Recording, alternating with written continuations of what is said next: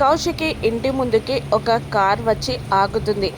ఆ కార్లో నుండి ఒక వ్యక్తి కార్ డోర్ని కాలుతో తన్ని కిందికి దిగుతాడు. అక్కడే గార్డెన్లో మొక్కలకి నీళ్లు పోస్తూ ఉంటుంది వైజయంతి. వైజయంతిని చూసి చిన్నగా నవ్వుకుంటూ వెనకాల నుండి వెళ్ళి వైజయంతి నోటిని గట్టిగా మూసేస్తాడు ఆ వ్యక్తి చూడడానికి పొగరుగా లుంగి కట్టుకొని పాతకాలపు వ్యక్తిలా ఉంటాడు. ఇక వైజయంతిని అలా వెనకాల నుండి నోరు ముయ్యడంతో వైజయంతికి ఊపిరాడక గిల్లగిల్ల కొట్టుకుంటూ ఉంటుంది. కిచెన్లో నుండి జగదాత్రి అది చూసి షాక్ అయి కేదార్ ఎవరో అత్తయ్య గారి మీద అటాక్ చేస్తున్నారు అని చెప్పడంతో కేదార్ పరుగున వెళ్ళి వైజయంతి నోటిని మూసేసిన ఆయన్ని వెనక్కి లాగిస్తాడు.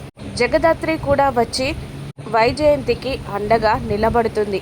కేదార్ కోపంగా అతని కాలర్ పట్టుకొని రేయ్ ఎవరా నువ్వు అని నిలదీస్తూ ఉండగా వైజయంతి అతన్ని టెన్షన్గా చూస్తూ ఉండగా జగదాత్రి ఎవరు నువ్వు, నీకెంత ధైర్యం లేకపోతే మా ఇంటికే వచ్చి మా అత్తయ్య గారినే కిడ్నాప్ చేయాలని చూస్తావు అని దాత్రి అడుగుతూ ఉండగా అతని కాలర్ విడవకుండా దాత్రి నువ్వు ముందు వెళ్ళి పోలీసులకి ఫోన్ చేయి అని అంటూ అతని వైపు కోపంగా చూస్తూ ఉంటాడు కేదార్. కానీ అతన్ని చూసిన వైజయంతి షాక్లో అలా నిలబడిపోతుంది.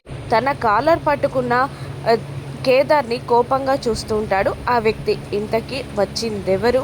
అతన్ని చూసి వైజయంతి ఎందుకలా షాక్గా బిగుసుకుపోయింది? అతనేమైనా వైజయంతికి లవరా? వైజయంతికి ఏదన్నా పాత లవ్ స్టోరీ ఉందా? లేదంటే వచ్చిన అతన్ని చూసి ఎందుకంత షాక్ అయింది? ఈ నిజాలేంటో జగదాత్రి కేదార్లు ఎలా తెలుసుకుంటారో రాను ఎపిసోడ్స్లో చూద్దాం. Thank you for watching.